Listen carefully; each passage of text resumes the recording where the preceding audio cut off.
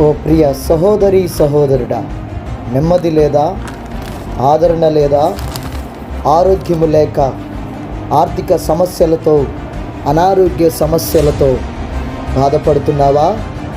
నా జీవితం ఏంటి అని చింతిస్తున్నావా? అయితే నీకు ఒక శుభవార్త.